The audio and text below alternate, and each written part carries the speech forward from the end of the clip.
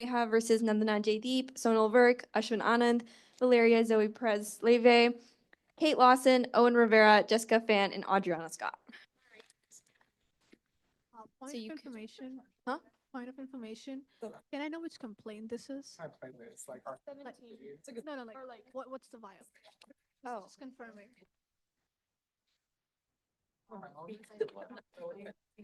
Okay, awesome. You want to go? Okay, I will be doing roll call of everyone again.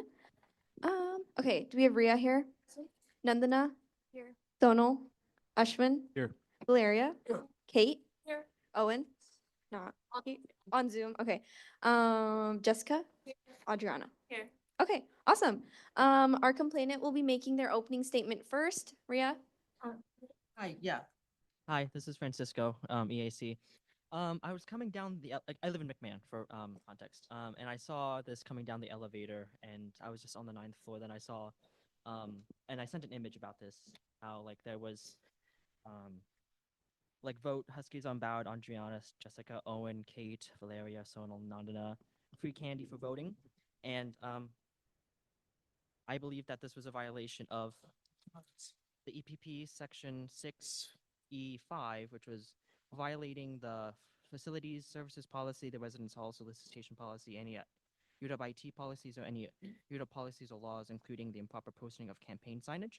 And since it's campaigning or like promoting the candidates for ACW elections on a whiteboard that's facing like the hallway of a residency hall, from our perspective, that is campaigning. So that was our main issue. I just want to add that for another complaint itself, I checked the resident count of each house, and there are 1,032 people that live in McMahon. So we don't know the impact of how many people saw it, but just as a reference number that we consider. Yeah, thank you. Now we'll be hearing the respondent's opening statement. I believe Owen will be making Oh, a okay. statement on Zoom. Ibrahim, can you make Owen a panelist, please?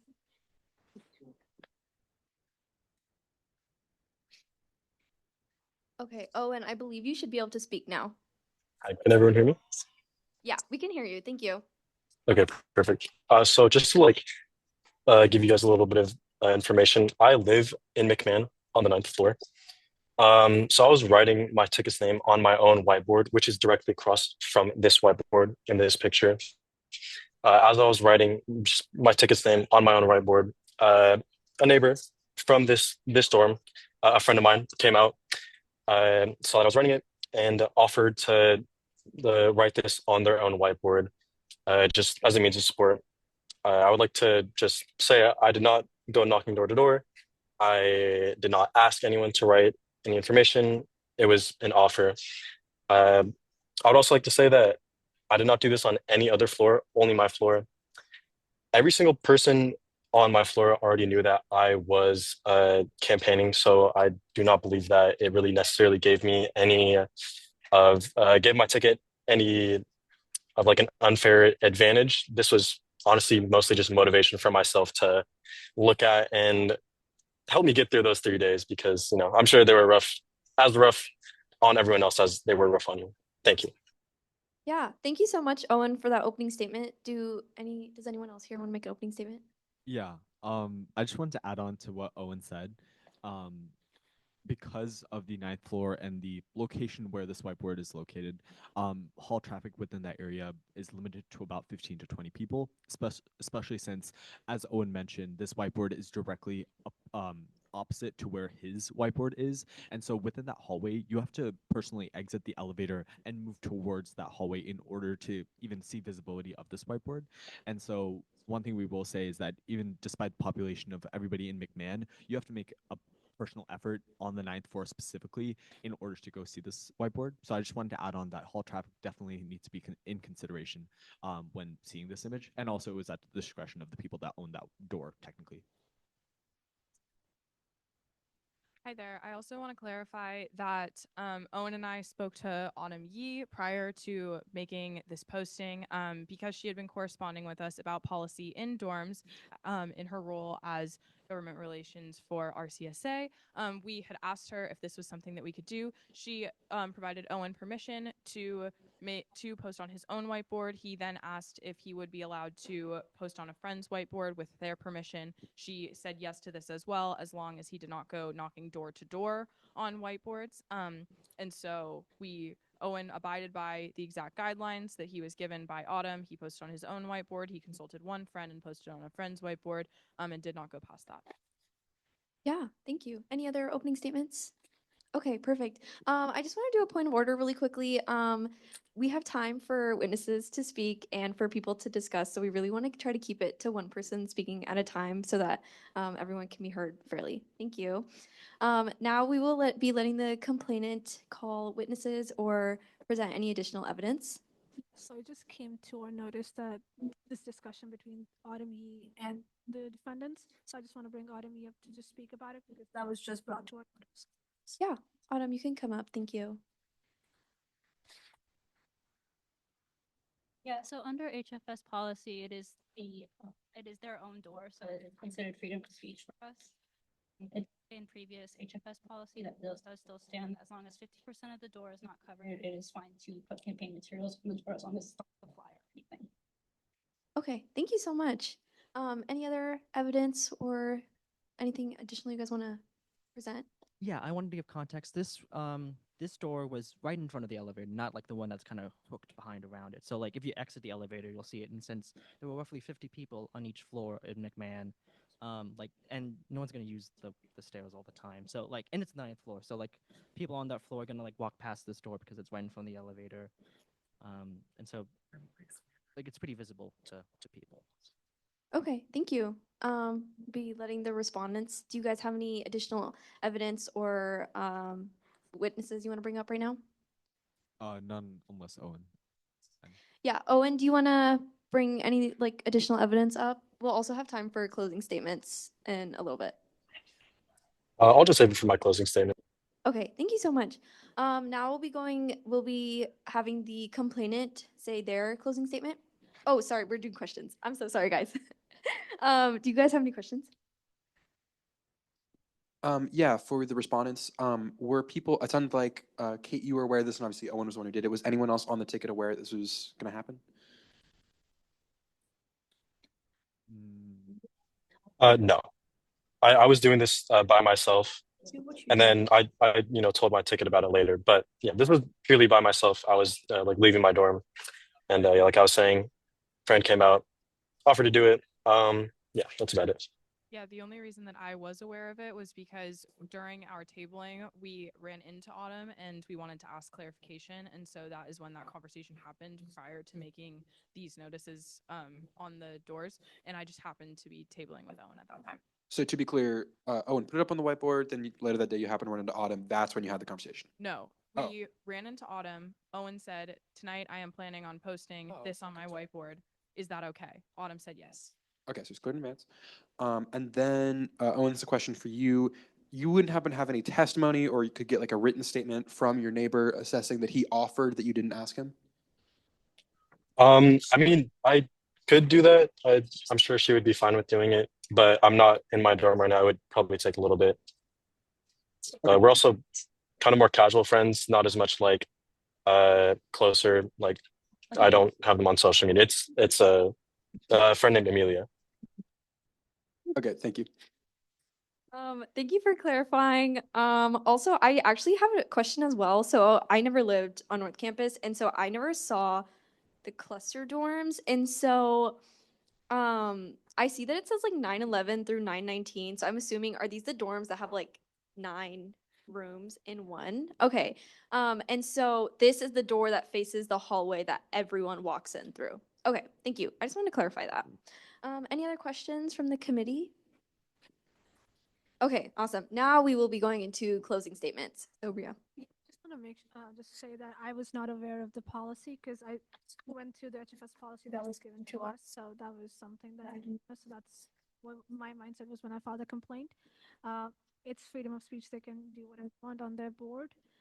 But yeah, it does concern me a little since like it was on two doors, and I don't uh, if there was a permission for the second one. So yeah, but if if HFS allows it, we can talk. Yeah. Okay. Any other closing statement? Yeah, I concur with Ria. We were not aware of this HFS policy at this time, and the only HFS policies we're aware like are the ones on our website and in the elections packet.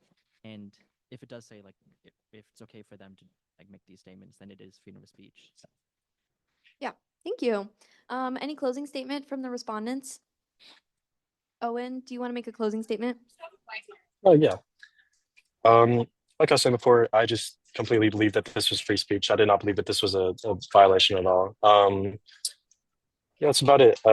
Just one more time, just to make sure everyone knows. Everyone on my floor did know that I was running. I'm a pretty social person, and I did, talk about it quite a bit. And yeah, thank you so much for letting me talk. Yeah, thank you so much. That's it for this complaint. Thank you everyone for coming up. So that was complaint number 17. We will be moving on to complaint number 18 now, which is named 4/28/2025, Dereja versus Sonal Verk and Kate Lawson. So I think we have pretty much everyone still up here. So I will just do roll call really quick. Do we have Ria Dereja here? Do we have Sonal here? Kate? Okay, perfect. We'll be letting the complainant make their opening statement. Yes. Hello. This is Francisco, EIC. Um, I received a message from someone who used to go to UW because like they've still been like connected with like UW in a sense, and like they send me this message that I like shared in my complaint form, and yeah, they just told me about how there was some campaigning in Ode, but then okay, there was some campaigning in Ode, but then like this was like a time before we realized some of these people like had permission to campaign in Odegaard Library. So that's information for you. Wait, so you're saying that you did receive a follow-up that they did have permission? No, this was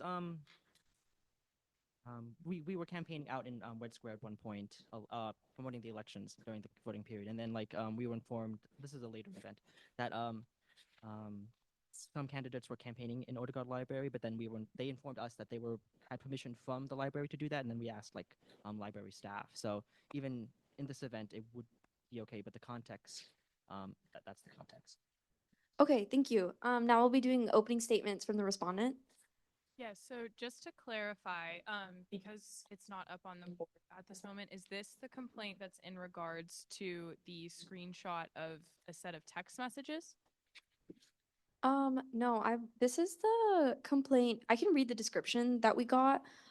We got a complaint that Kate and Sonal were looking over people's shoulder while they voted and guided them how to vote. Is there any Is- way to see like what the evidence presented was? Is that the one? This one, it is this. I submitted that. Is that the wrong one, Ria?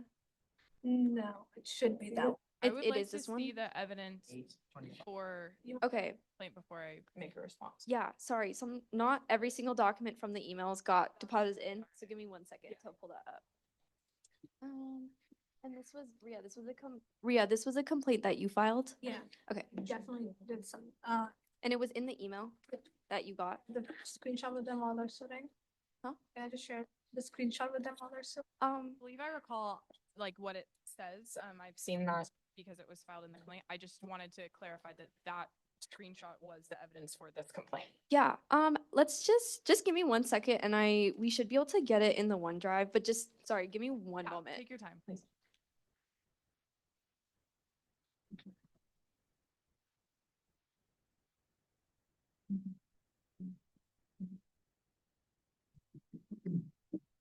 Yeah, I do see it. I do see it in the email. It was just not added, so I'm adding it right now. Okay, yeah, no worries. Thank you. Thank you so much.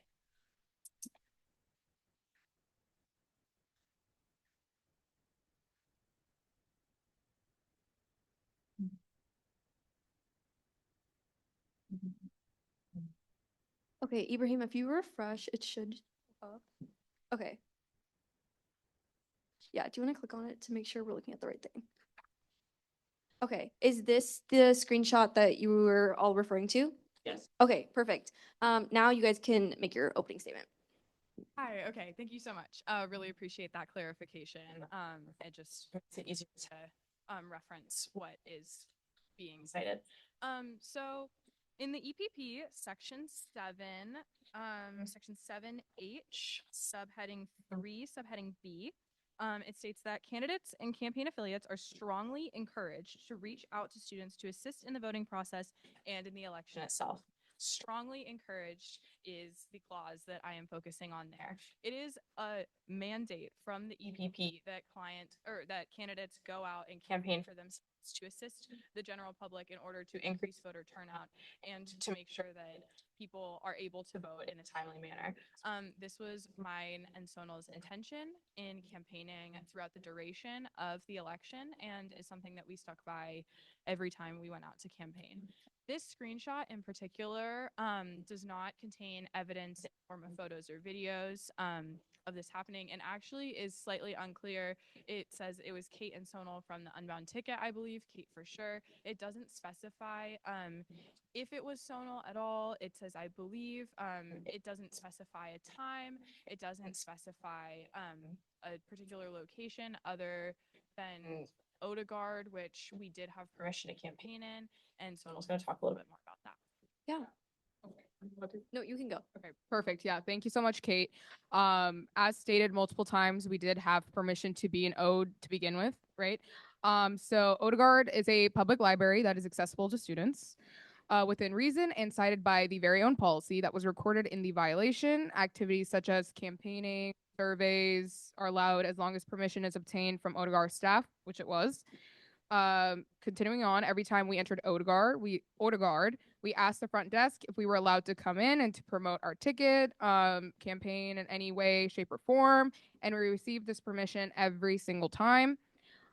Even after being told by one of the other members of the staff that we might be causing a disruption, that's a separate complaint, but we obtained signed signatures, everything else that we can get into later. But citing this complaint here, looking over at people's phones is I guess there's no evidence, and it's cited that it also states in the EPP candidates and campaign affiliates.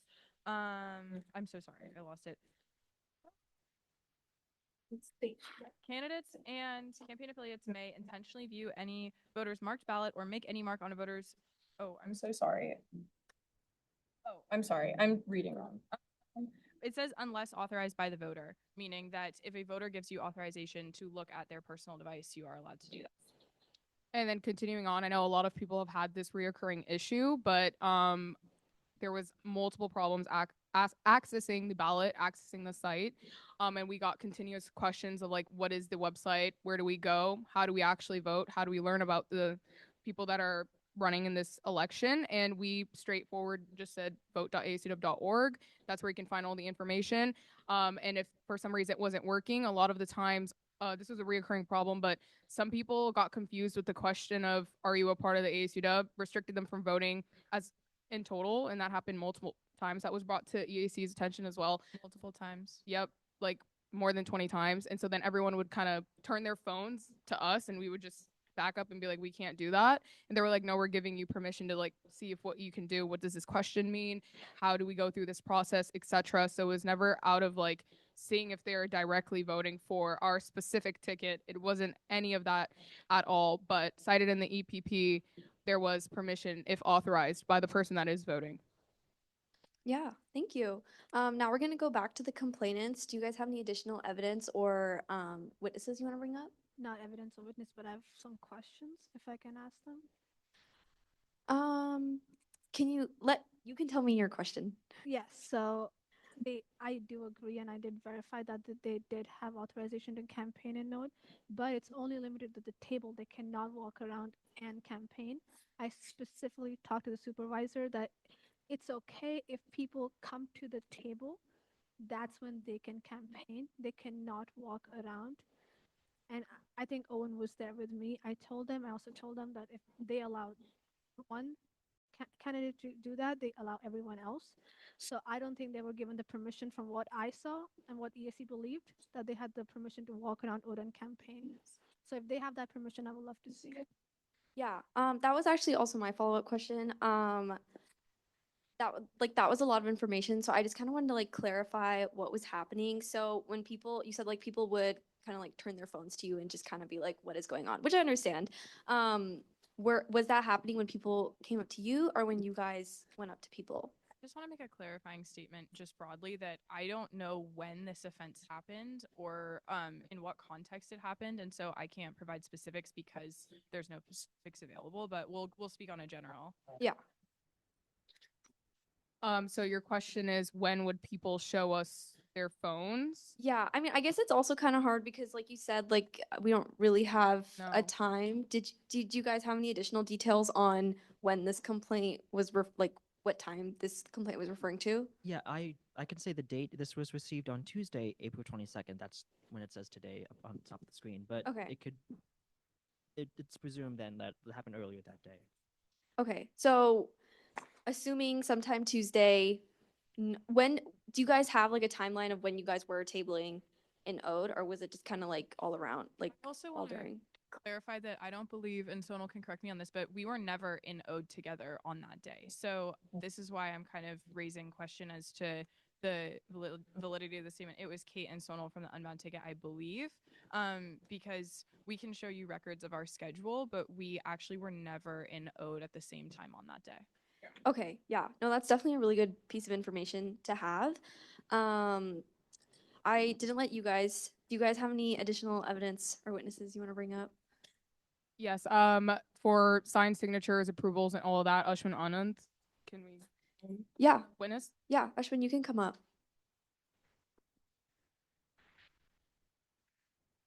And then if you guys want to forward that evidence to me, Schedule?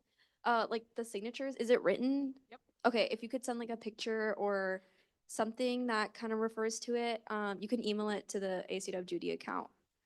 Video of the person signing the paper as well. Yeah, Okay. Everything. picture and a video. Yep. You sent that. What's the email again?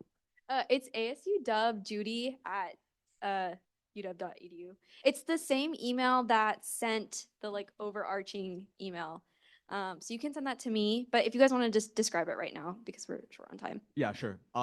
I'm gonna kind of establish a timeline first, and then I guess it'll make sense in context. So, on day one when we did enter Odegaard, we talked to the people that usually you show your IDs to, and asked if we can go table to table the campaign. They were perfectly all right with it. We didn't get anything in signing, but we talked to them before we went table to table, and so that was day one. We had finished day one. Day two, we'd continued that same track, asking them if we had permission to go table to table. And on day two, we received a complaint that we were causing a disruption, quote unquote, in which we immediately exited Odegaard, and no further campaigning was done in Odegaard that night.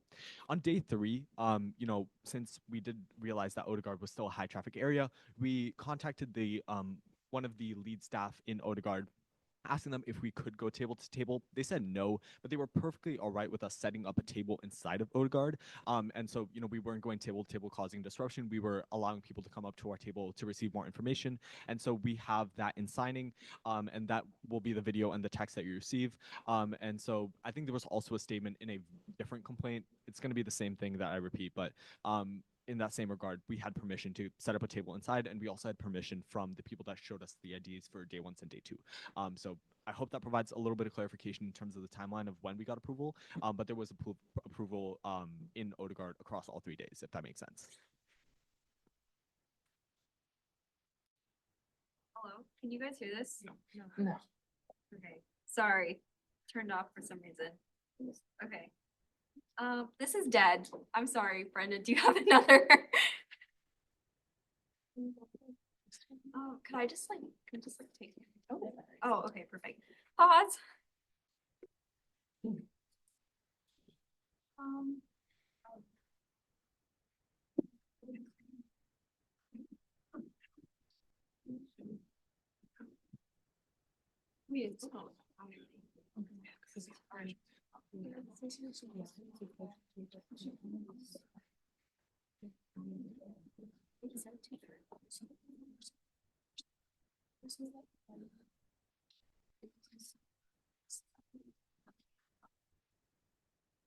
Perfect, thank you.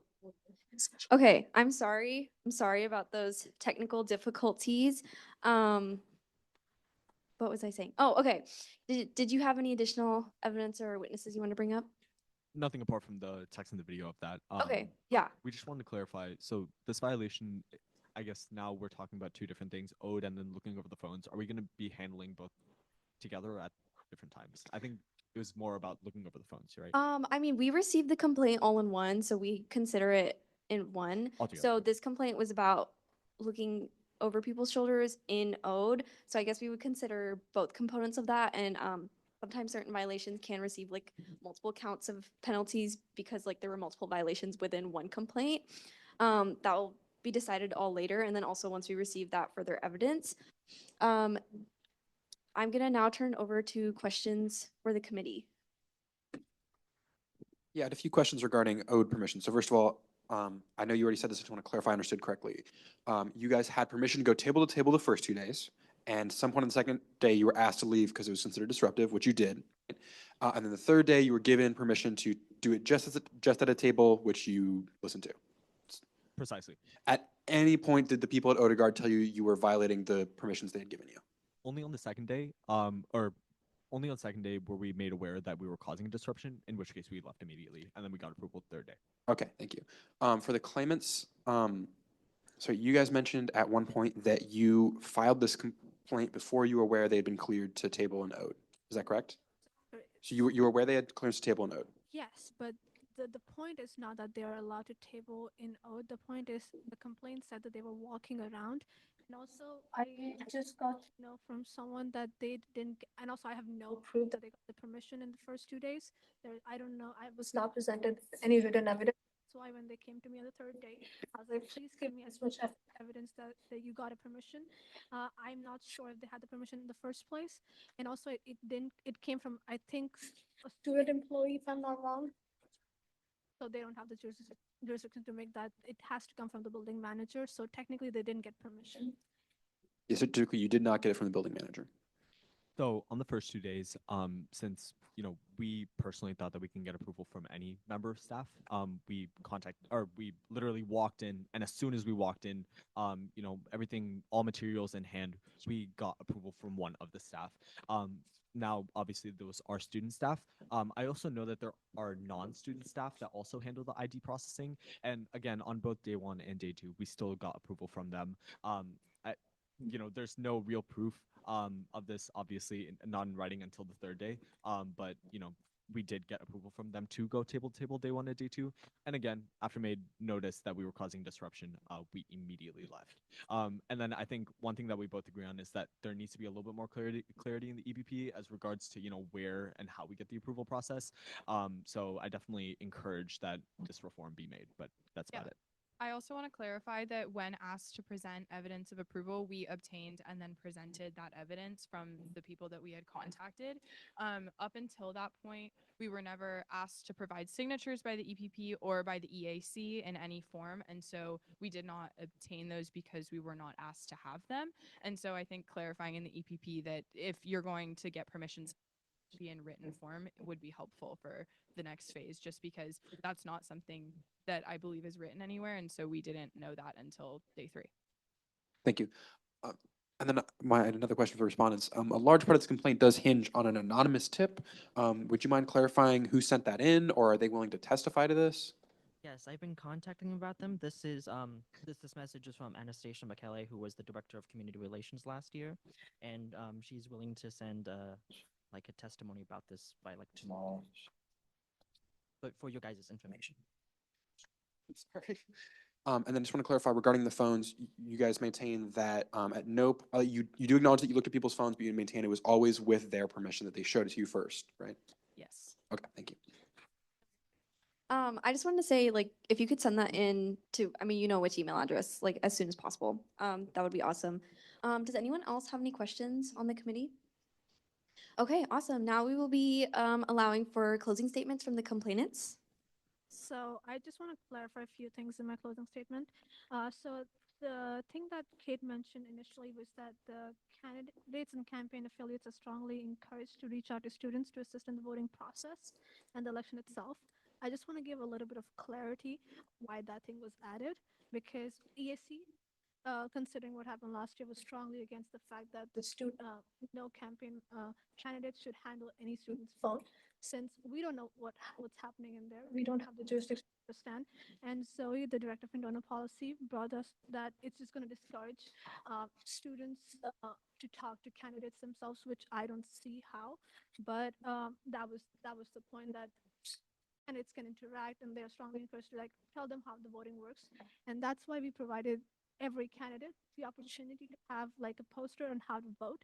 I'm not sure when they were having issues with the ballot, students were having issues with the ballot, that thing was there, or a lot of people are having issues with the ballot from every candidate possible. None of them were sent to EAC to like verify that. We can talk with SAO personally with those students, like why were they having that issue? Because we checked our back end, there's nothing wrong with it. We were closely monitoring it so that there's no issues with that. Just clarifying on that. Again, there was no evidence that they had permission on day 2. I said that hey guys, please have any evidence that you were given permission. So they did that on day 3, so I really applaud that. But it was again from a student employee. And yes, there's nothing mentioned in the EPP that there should be a written permission, but I think it's important to have a written permission so that you can present it. I think that should be have been given. And yeah, I think that was kind of it. And yeah, I just want to say that in the EPP it also states polling section 7H, um, to provide or operate, no candidate should provide or operate any voting station, computer, or other device with the intent such device be used to mark or submit ballots. So it does say that you should not help them. No, no person should ever vote in any candidates near any candidate's table. And if they were being shown the phone, please, I've always said to them, please direct it to EAC. So you could have just simply said that. And you don't need to look over people's phones because we can prove otherwise. Okay, thank you. Thank you for that closing statement, Ria. Now we'll be hearing our closing statement from our respondents. Yeah, so I wholeheartedly agree that I think that it's important to get written consent for things. However, in line with the EPP and the EAC, as we had understood it on this day, we obtained the consent that was necessary in order to campaign in this location. And according to the EPP, we obtained the consent that was necessary to assist people with the voting process, as is strongly encouraged.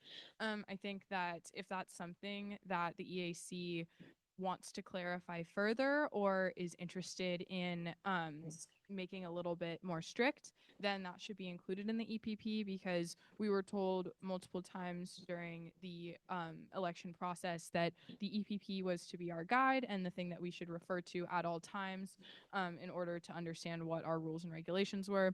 And we, to our knowledge, until clarified on day 3 when we provided that signature, were following all guidelines within the EPP.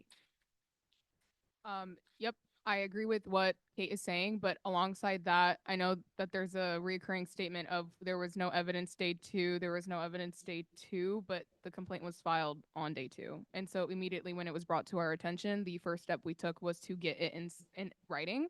Again, doesn't state that we need anything in writing. It's possibly like good to have it in writing. So we did that immediately the next day. Yeah, thank you. Anything else you want to add? Okay, you can make your rebuttal if you want. It's not a rebuttal. I just want to say that during the whole election process, someone reached out to me multiple times about clarifying things, and I really appreciate that. I just wish that if there was some issues with the EVP, which I agree is not a perfect document, there are a lot of holes that we're trying to fix every year as soon as it gets to our attention. So I just wish that they had, before they start doing that, they just come up to us so we could have guided them. So yeah, it's just a thing for every other candidate that's running this year or next year, that if you have any issues, and just expect that every permission needs to be written so that they can prove it official, and please come to EAC with questions. Okay, thank you so much. That we are done with that complaint. Thank you, everyone. We will be moving on to complaint number 19 now, which is 428-2025, Dereja versus Kushi Lumba. Do we have Kushi here, or a representative of Kushi? Okay, awesome. If you want to come up, and then we'll do roll call.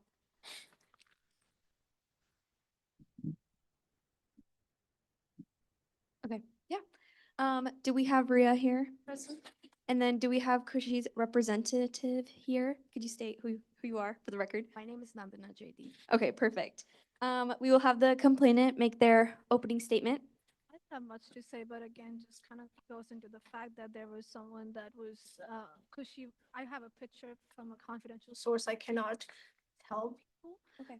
Is that I got the picture where Kushi was handling someone's, not handling someone's phone. There it says they were looking for someone's near their table. And again, in EPP it states, uh, no candidate should provide or offer any voting station, computer, or other device with the intent such device be used to mark or submit ballots.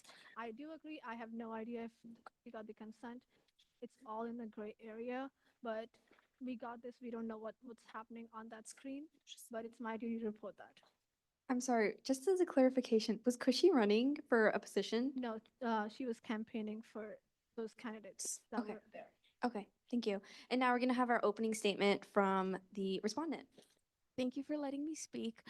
So like Ria said, you are allowed to view if you have authorization from the person. And also, it's not very clear from this picture, so I don't really know what to speak on. If because she's showing them a poster, if she's showing them like something else, like there is no like vivid visual of a phone here.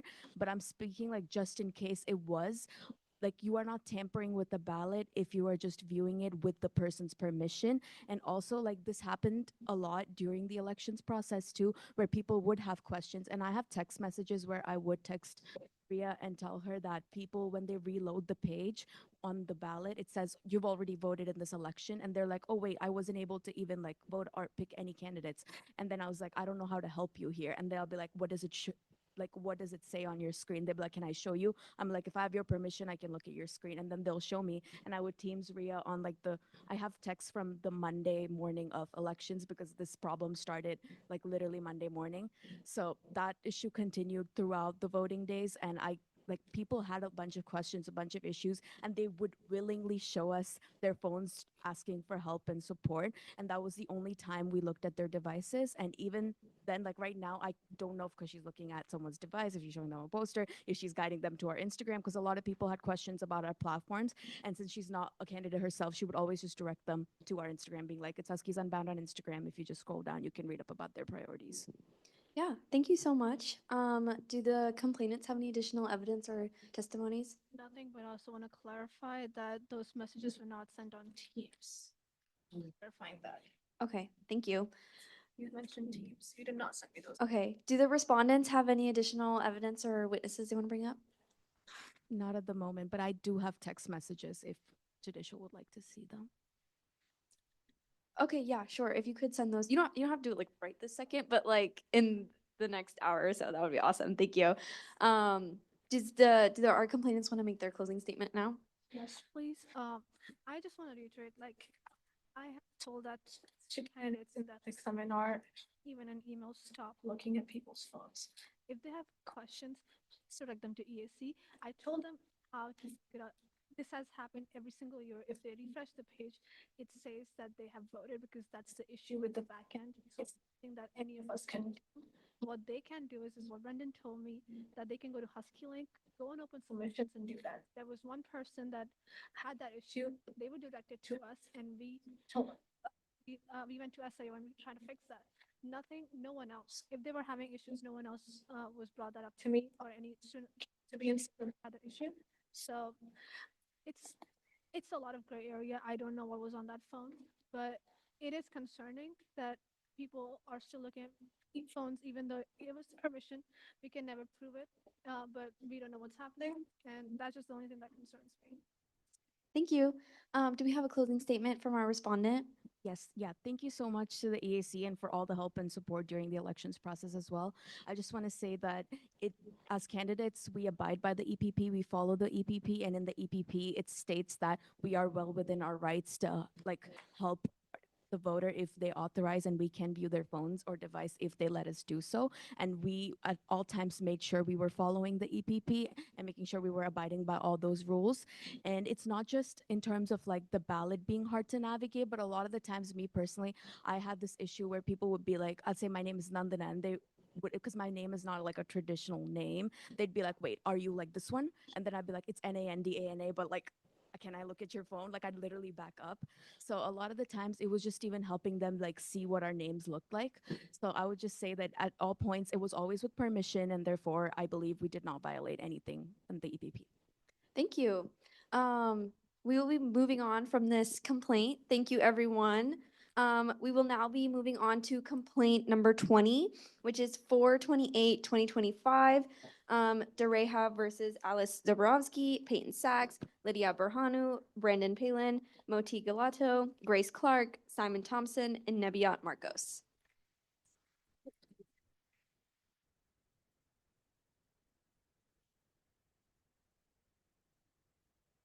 I will be doing roll call again. Do we have Ria here?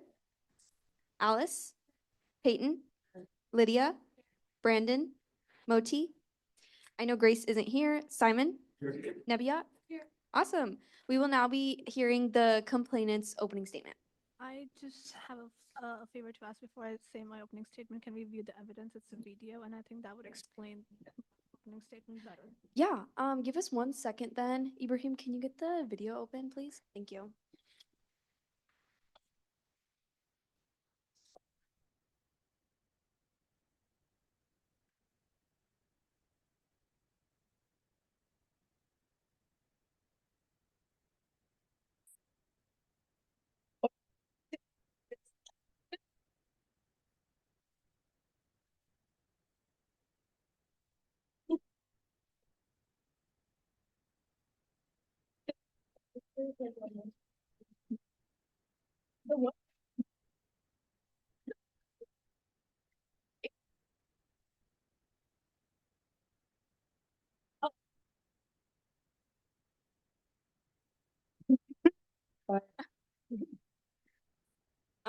Okay. Okay, we will be hearing the complainant's opening statement. I'm sorry. Crazy. Yes, we all saw that video. You like you can. That's a quid pro quo. You cannot ask people that you're gonna sell them $1 when they vote, and their name was on the video. We took that. That person was also posted on their tickets Instagram channel. That's why the complaint was filed. That's it. Okay, thank you. Sorry. Okay. Now we will be hearing the opening statement from the respondents. Yeah, so again, that video was posted on Snapchat. And I know the girl that posted that video. She used to attend UW but doesn't anymore, and had stopped by our was like had wanted to just like I guess walk around campus and tell people to vote. And I don't have Snapchat right now. Like I have the app, but like I don't have the app right now, but I don't have the platform, but I don't have the app, and I didn't see that video until Ria had sent it to me or told me about it. And I immediately told her like delete that. And then I also like called her later on in the day and I said like, did anyone like slide up on that story asking you like for the $1? And she said no. And if you guys want, I can tell her to like send screenshots of her Venmo and I think it was Zelle transactions to make sure that she didn't send anyone $1 within those 3 days, which she didn't. And yeah, she had no idea what she was doing. She's never been a part of ASU Dub. The only reason she even said the word $1 is because like she had told me like, oh, you guys should like buy donuts for people. And I was like, oh, we can't do that because things have to be under $1. So in her head, she thought like, oh, $1 is like fair game, But she immediately deleted it after Ria had brought it to my attention. And yeah, no one had messaged her regarding that. She had not sent anyone $1 nor anything else in terms of for their vote. But yeah, that video was obviously very inappropriate, and none of us asked her to make that nor post that, nor did we know about it until Ria informed us. So yeah. Yeah, thank you. Any other opening statements or? Okay, perfect. Oh, sorry. Yes, do you have an opening statement? Oh, we're not directing cross questions. I'm sorry. Do you want to ask me something? Yeah. I was just wondering where this video came from and like if it was Ria's own Snapchat or Yeah. like, if Yeah. it's like her own screen recording. No, that's perfect because that was my follow-up question. Like, how did you get this video? Sadly, I do not have Snapchat. It was sent to me by another candidate. Okay. Okay. Thank you. And is that person willing to be named? If they want to, they can. Okay. Sounds good. Thank you. As the complainants, do you guys have any additional evidence or witnesses you would like to bring up? I'll see that video myself. Again, it's an inappropriate video. I don't have any evidence. I'm glad that no one slept in that story. But yeah. Yeah. I did have one clarifying question, which is just like my bad memory, but did that video mention any names or did it just say the wave? Just the wave. Okay. And then if you I guess just to clarify, you had her delete it like within the 24-hour window after finding out who was there. Okay, perfect. And I mean, the platform Snapchat automatically deletes in 24 hours, but we appreciate that effort was made. Okay, I see multiple hands. I will take Ria's question I first. just want to clarify your question. It mentioned the wave, but their names were on the thingy. So just On the story, if you just go back, there was like their Instagram post that they made of who they're running with, and that post was on that story. Okay, thank you. I think Dylan had a question. Yeah, just for the record, what was the name of the person who posted this? Sumatra. Sasha. Thank you. And now did the respondents have any additional evidence or witnesses? No. Okay. Do we have any other questions from the committee? Okay, perfect. Now we'll do closing statements. So, complainant. Yes. I never thought people could use Snapchat for campaigning, but good job, I guess. But yeah, like, let's not do that again. That's it. Let's not do that again. Okay, thank you. And then closing statement from the respondents. Yeah, I just wanted to say that the screenshot of like our flyer that was on the video was found on our Instagram. We had posted that every day of voting, like in the morning, just so people had the link to vote like every morning. And that was screenshotted from our Instagram story. And also at the end of the video, when she mentions the dollar, she says, vote and I will do XYZ. But in the beginning is when she had said like, oh, vote, like go the wave or whatever. And then at the end, she said, vote and I'll give you $1. But didn't pressure saying like, vote the wave and I'll give you $1. I just wanted to point that out. But yeah, she had no idea what she was doing. She just did it to do it and deleted it right away after I told her like how inappropriate that was. And she feels really bad. And if you guys want the transaction screenshots, I don't know if you guys need that or want that, but it can be provided to y'all. I mean, if I don't know. if there were none, I also don't want to get into someone's like financial. Yeah, Like yeah. I will just take your word on Okay. that because I don't want to get into anyone's Okay. personal business like that. Well, I don't really know what would be sent because if there were no transactions, Yeah. and I just really don't want to get into anyone's No, personal yeah, I totally information get like that. I just meant like, you know how like when you go on Zelle or like Venmo, it has all the things that you have sent, like if you wanted a screenshot of the 3 days bandwidth, but like if it's not needed, yeah. Okay, I mean, if they are willing to do that for those, like specifically the 3 voting days, that would be ideal, but also I don't want them to feel Okay, pressured. I'll figure So it if out that and is I'll like email possible. y'all tomorrow about it. Yeah, perfect. Thank you. I think that's everything for this complaint then. Thank you so much. We will be moving on to the next complaint. Thank you. Yes. Okay. We will be moving on to complaint 21, which is named 428-2025, Dereha versus Nandana Jaydeep, Vernon Lumpkin, Dagmawi Tashome, Sonal Virk, Colin Wagner, Ashwin Anand, Valeria Zoe Perez Leve, Owen Rivera, Will Banks, Remy Martin, Jessica Fan, Moti Galato, Caroline Hughley, and Adriana Scott. Okay. Okay, and for this one, I do kind of want to limit. Let's try not to have everyone from the respondents do an opening statement because we have a lot of respondents for this one. Okay, I'm gonna do roll call really quick just to know where everyone is. Do we have Ria here? Nandana, Vernon, Dagmawi. Okay, Sonal here. Colin Here. Ashwin, Valeria, Owen on Zoom. Okay. Will, not here. Remy, Jessica, here. Moti, Caroline. Is she on Zoom? Yeah, I saw her. You see her? Oh, there she is. Yeah. Okay, Caroline, can you speak? Owen is on Zoom? Okay. Yes, I'm here. Okay, thank you, Caroline. And then Adriana. Okay, perfect. We will be having our complainants make the first opening statement. None of them filed a financial form, neither told me that they're having issues with it. That's it. Okay, thank you. Do you guys want to make your opening statements? If you can keep it brief, yeah. Can I go? Yeah. Is it true that you got to do community service if you get a major violation? Yes. Okay, well then I'd much rather spend my time doing community service to benefit the community than to turn in a form that I spent $0 on anyway. Okay, thank you very much. We will move on to other opening You're statements welcome. now. Thank you. Does anyone else have an opening statement that they would like to make? Yeah, I could quickly speak.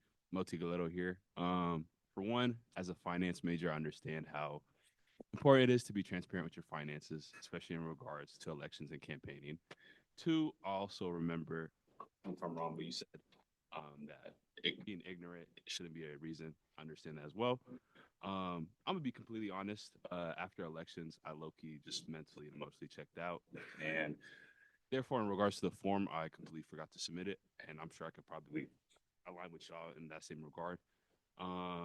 But if you guys want me to submit it again, I'm more than likely to, and I'm with my brother here. I'll do community service as well. So, Okay, thank you very much. Do we have any other really quick opening statements?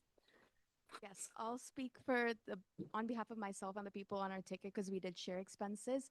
But yeah, we do take accountability. We're really sorry, but we were just waiting to be like we just wanted to submit it late but accurately rather than early and wrong because I did order like fidget toys on my dad's like Amazon because he has Prime and I wanted to come sooner. So I was waiting on like receipts to submit them and make sure that we are dividing all of the stuff up equally. But yeah, that's what caused the delay. But I believe everyone should have submitted theirs now. Yeah, thank you. Any other quick opening statements? Are we good? Okay, awesome. Any additional evidence or witnesses you want to get? Okay. Any additional evidence or witnesses you guys want to bring up? Okay, awesome. Questions from the committee? Okay, I don't know how to effectively or efficiently do this. Is it okay if I go down like the list real quick, just like a question per person of like who did submit the form eventually? I think everyone submitted theirs eventually, right? Except Yeah. Okay, so Modi, Colin, and sorry, Vernon. I received an email that said that it was useless to submit a form. So you didn't submit it. Yeah, they were like, it's past the deadline, some of you guys submitted forms, you already received the violation. Okay. Okay, that's all I wanted to know. Vernon, would you mind? It's okay if he sends us that email so we have it to include in the complaint evidence. I'm pretty sure that's what the email said, or that's the vibe I got. But yeah, I'll find it. Okay, yeah. Yeah.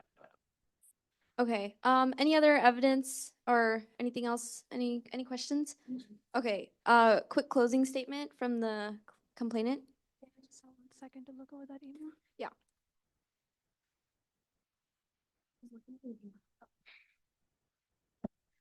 Okay, yeah. So I said I have had a lot of you submit the final financial form today, and EAC can't accept it anymore, which is true. And it is a major violation as mentioned in PP, and a complaint has been filed against you. So just make sure the judicial, and a lot of people still send it. So if my words were confusion, I'm sorry, but it would still not have been accepted. But I would have loved to see it. So yeah, and just for a closing argument, a lot of people didn't file it. That I get it. It was an election season, very rough. I understand that. I was very checked out after that as well. Just make sure if people are running again to do that on time. Thank you. Thank you. Any closing statements from the respondents? Could you speak into the mic? I'm sorry, can't hear you. You still need the email. I mean, it would be ideal, but yeah, it would be ideal. Thank you. Any other closing statements?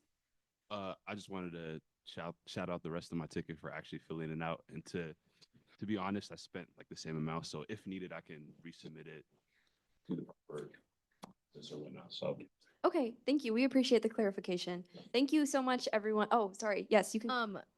That was on us for not reading the EPP so thoroughly, but we really just wanted to submit an accurate one. It just so happened that when we emailed Rhea about it, she then replied to us, we can't take them anymore. So that was yeah, just some clarification. Yeah, no, thank you for that clarification. Anything else you guys want to add, or we all good now? Okay, thank you. We're done with this complaint. We will be moving on to the next one. Okay. Ooh, home stretch, 10 more. Okay. We are moving on to complaint number 22 now. This is named 4/28/2025, Virginia versus Will Banks. I know we don't have Will here, but Francisco, you can read that complaint out loud and we'll just like go through it. Yeah. Hi, this is Francisco. This is I sent the same because me and Rhea were like sending complaints to you guys. So like she already sent a complaint about Will Banks not attending the forum. So this is the same complaint as number 7. So that was it. So like let's do the first one about Will. And Okay, so we will combine that complaint or like just do the first one. Like, just get rid of this one. dismissing it. Okay, thank you. We will be dismissing complaint number 22. We will now be hearing complaint number 23, which is named 4/28/2025, Marcos versus Kate Lawson.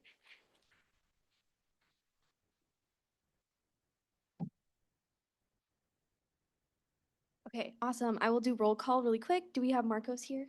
Here. Do we have Kate here? Here. Awesome. We will now be hearing the complainant's opening statement.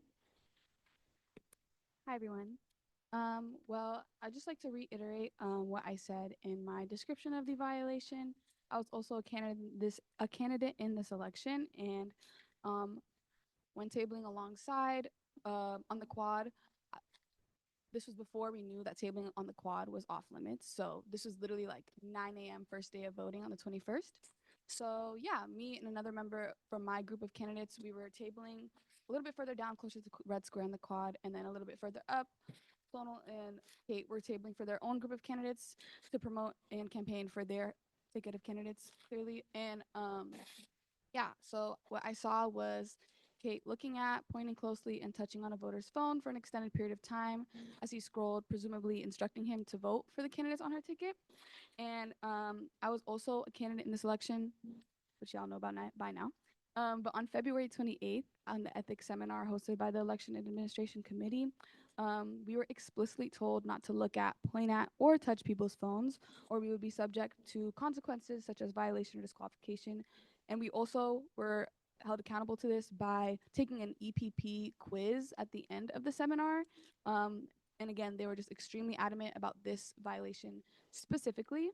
So yeah, I know like I also have that video, which I think you're about to play. So we can just watch that.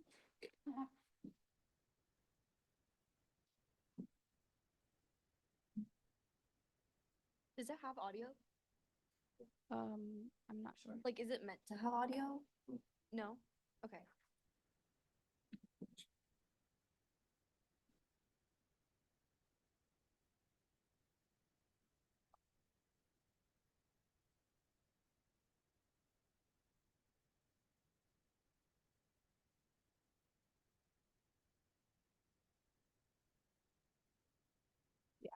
After this, I like went in on my own phone and like zoomed in a little bit more because I didn't want to say she was touching the phone if I didn't actually see. And on a phone, like you can zoom in on a video more, and I saw that she did touch the phone. So we could just let it finish. Okay. Yeah. So as the timestamp says, this was on April 21st around 9 a.m. So the first day of elections.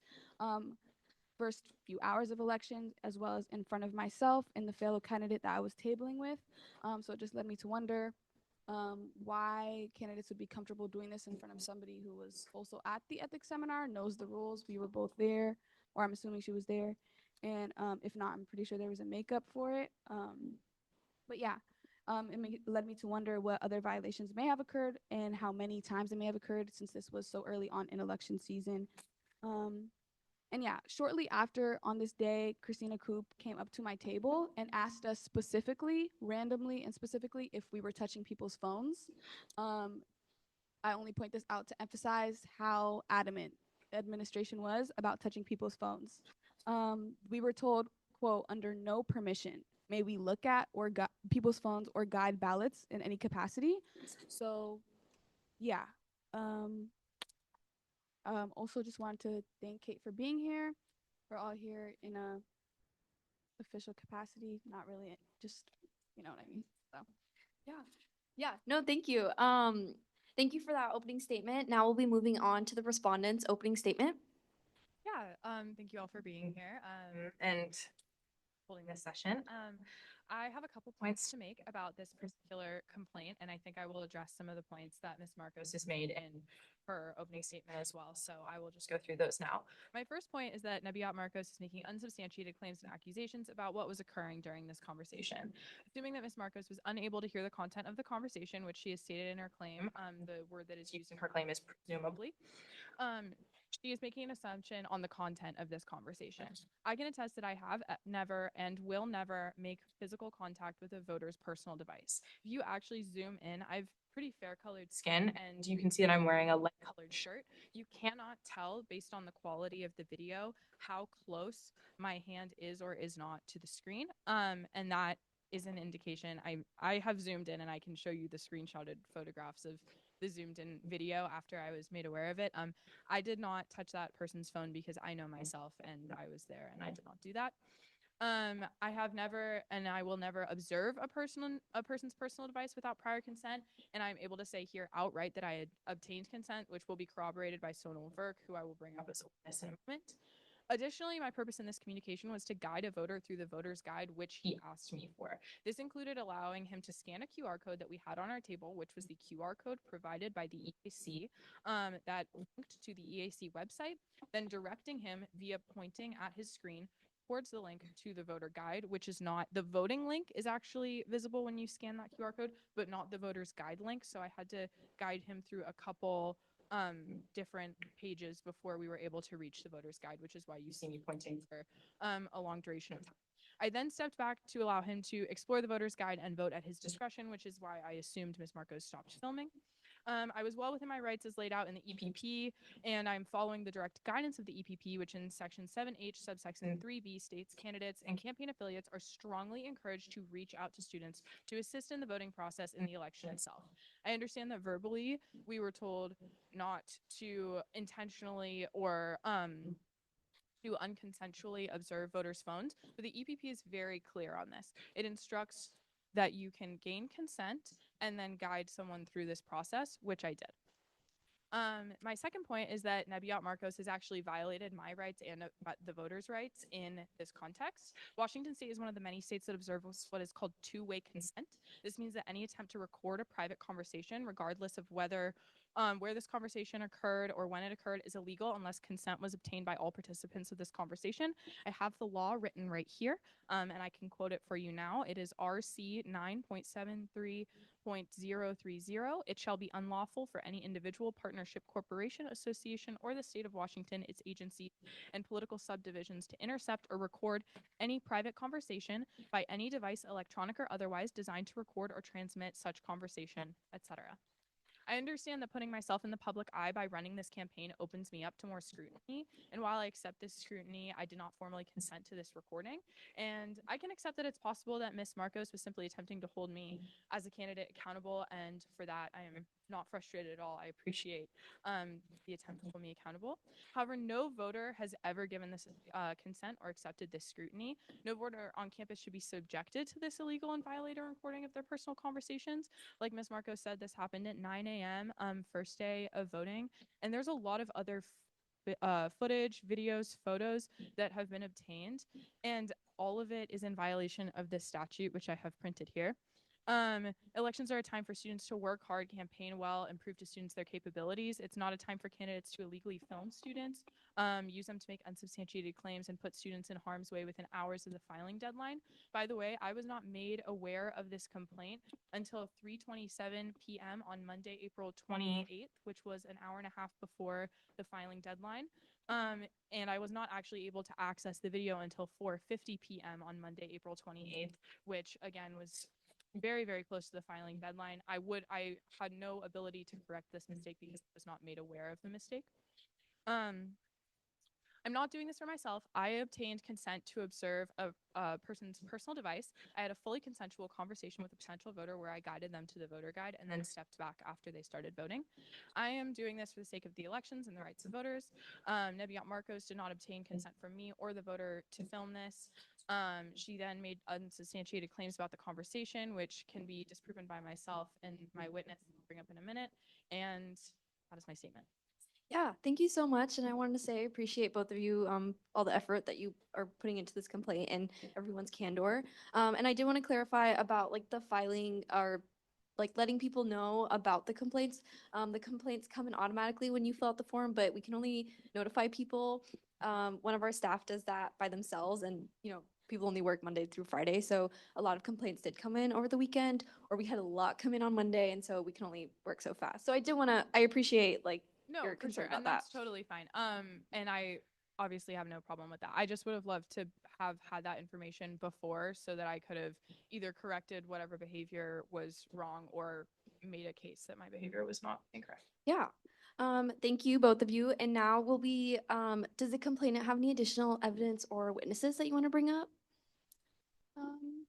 I don't have like evidence of the witness, but I do have like an additional rebuttal if that's, or should we say that for after? I'm gonna let the respondent do their additional witnesses because they mentioned they already have one. And then in your closing statement, you can do all that. And then you also have the chance to do a rebuttal if you want after that. Yeah, thank you. Now, does the complainant have any witnesses or additional evidence? Yes, could I bring up Sonal Verk? Yeah.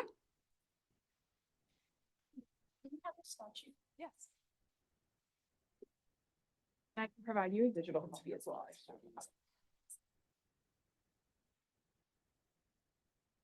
Can I ask how evidence is defined? Like, would I have to have it presently here, or like would conversations count as In terms of like presently here would just be like a witness, but if you do want to submit evidence, you can email the ASUW Judy email that you got like the big complaint email from, and you can submit like a statement or if you have any screenshots, basically anything that you think is appropriate as evidence. We do request that you send that in as soon as possible because we will be doing our judgments on these complaints within the next few days. Okay. And so we do plan to have these completed like within a week. Okay. So yeah.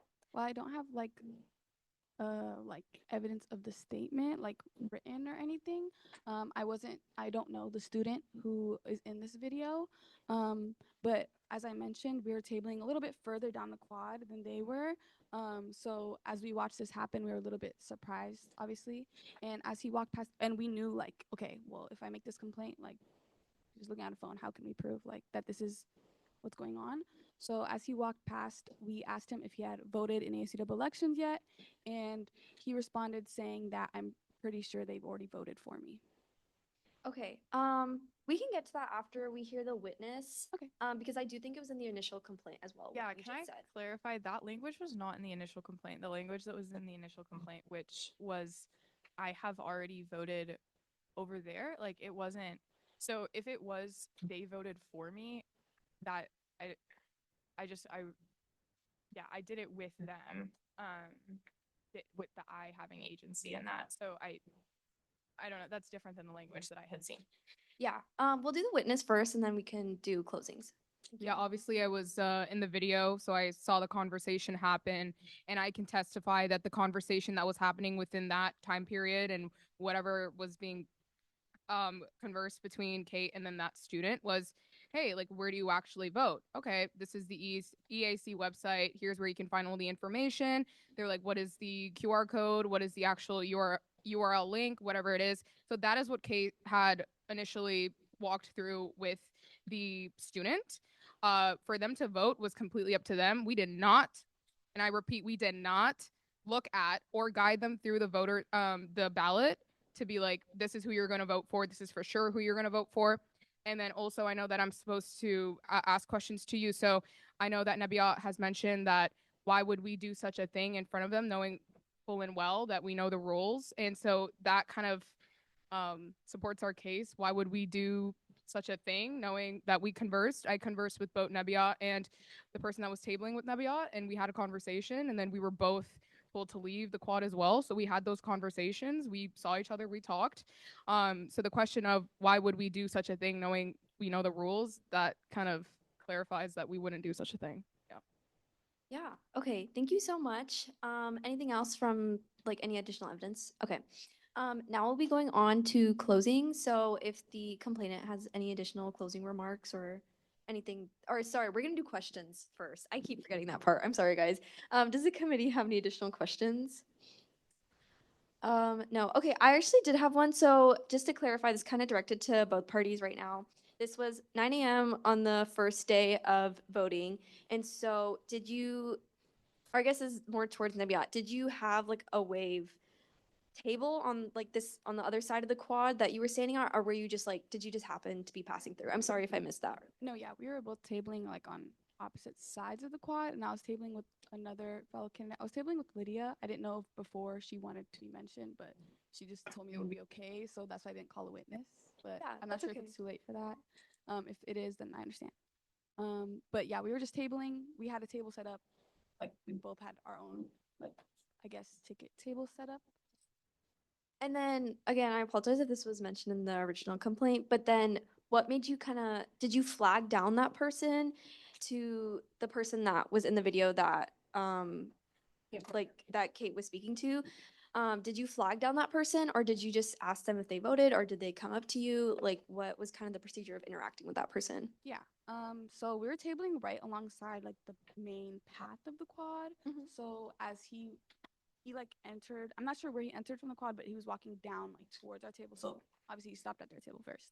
And as he walked past ours, like we saw him like looking towards us, and just opportunity I took the opportunity to be like, hey, have you voted in ASCW elections yet? And that's how we went about like our typical strategy, because we knew like a lot of people didn't know about elections. We knew it was just a way that we reached out to students. Yeah. And then one last question. I know that, like sometimes you just like say things casually. And so I was wondering if you had like kind of like an official, because, there's one thing in the complaint and then you said something that had a little bit of variation just now. So I was wondering if you wanted to like kind of like give us like an official, like what you remember to the best of your ability, what that person said. Yeah, that's kind of why I was asking earlier. Like, I don't really have the statement in writing. Like, even my quotation up there is simply just my recall of memory. So, what I do remember is that he clearly insinuated that he was assisted in his voting, and he also seemed a little bit like unsure as to what like ASUW really was, like, because as many students are.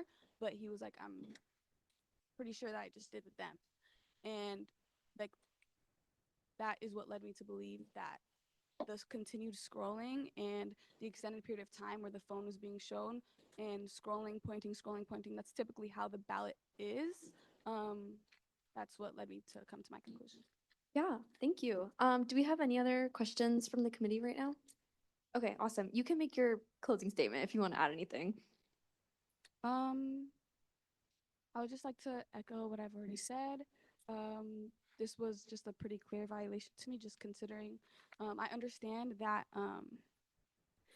like it's pretty much almost impossible to prove that somebody like taking a picture of somebody's screen of what they're showing a candidate, since they're technically not supposed to look at or touch phones. And I believe this is why all the administration involved was just clear about don't look at the phones, period, because it's hard to prove what somebody is looking at on somebody's screen. A phone screen is pretty small. So yeah, we were just told not to look at, touch at, point at phones, period. So this is what led me to come to my conclusions. I would also like to reiterate that if I'm not mistaken, considering that there's no audio in the video, the two-party consent isn't really necessary, especially considering that we are in a public area of campus. So yeah, I think that if you want to go further with that part of the complaint, I think that's another legislative issue. So we can handle that another time. But yeah, just would like to echo the consistent scrolling and pointing, what the student said to me afterwards, along with what I saw, led me to come to the conclusion that they were assisting voting. Yeah, thank you so much for that statement. Now we're going to turn it over to the respondents for their closing statement. Yeah, so I just like to reiterate that we were fairly campaigning in a place that was fair campaign ground. We were actually very close to the other candidates, which is how they were able to see us. We were, as far as I understood, completely cordial. We were doing exactly what is outlined in the EPP practices by reaching out to voters and assisting in voting processes as well as the election itself. This voter had asked me how to navigate the website. I allowed them to scan the QR code, which then takes you to a link, as Rhea and Francisco can attest, takes you to a link that shows you a big vote here button. This person did not actually want to look at that. They wanted to look at the voter's guide. So that explains the scrolling and pointing of you scroll to find a different page, click on a different page, find the voter's guide, which is exactly what I was doing. I turned away as soon as the person had navigated to where they were looking to go to, and I assumed that they voted, but I did not verify that or demand that they tell me that. I think that this election is meant to be something where candidates go out, reach out to voters, and have those face-to-face communications. And if I am afraid of people taking videos of me or filing complaints against me or doing things like that when I'm having interactions that are allowed in the EPP, I think that I would be a less effective candidate. And so I brought that statute and I brought the EPP in order to clarify that I was well within my rights and that this is something that I really cared about. And yeah, that's all I have to say. Thank you. Yeah, thank you so much. Do you have any rebuttal? Or do we want to wrap it up? I would just say that I think with a lot of the complaints, this is one of the first judicial meetings that I've fully sat through, and that a lot of the complaints filed, even against myself, like I think that all of them can be like the rebuttal of, oh, like I don't want to be in fear of getting a complaint against me, or oh, I think that this doesn't have enough evidence against it. I don't know at what point do we decide a piece of evidence is enough, because if, for example, I was to go up to their table and try to take a video of his phone and what they were doing, it would have disrupted the violation that was possibly occurring, or it just would have been weird. Like, you know what I mean? So I think, like, I don't know at what point that we decide enough is enough. Yeah, thank you for that comment. We're gonna wrap it up. I'm sorry, we don't allow rebuttals from the respondents, but thank you everyone for your time into that complaint. We appreciate you all being here, especially now as it is 9 o'clock. We will now be moving on. Thank you, everyone.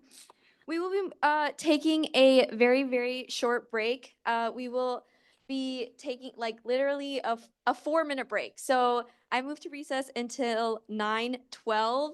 Please all be back here at 9:12. Thank you. Okay. Okay, run to the bathroom.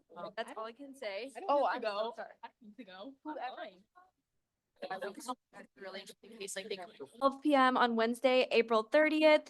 And I just want to let it be known that we really do want to try to finish today. So we're going to try to keep it brief and to the point so that we can get through the remaining 8 complaints in our 48 minutes. Okay, awesome. We will be moving on to complaint number 24 now, which is named 4/28/2025. Dobrovsky versus Nandana Jaydeep, Sonal Virk, Owen Rivera, Jessica Fan, Adriana Scott, Kate Lawson, Ashwin Anand, Valeria Zoe Perez Leve. Okay. I will be starting roll call right now. Do we have the complainant Dobrovsky here? And then for the respondents, do we have Nandana? Yes. Here. Sonal? Here. Owen? On Zoom. Is he still there? Okay. Jessica? Here. Adriana? Kate? Here. Ashwin? Here. Valeria? Here. Perfect. Okay, the complainant can now make their opening statement. Great. Thank you for hearing me. I know it's pretty late, but good evening. I'm speaking not just on behalf of other students who witnessed these violations, but from my own direct experience, because I was there.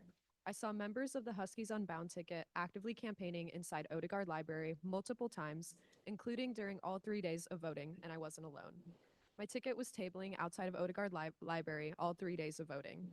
From that vantage point, we repeatedly witnessed members of the opposing ticket walking into the library to campaign.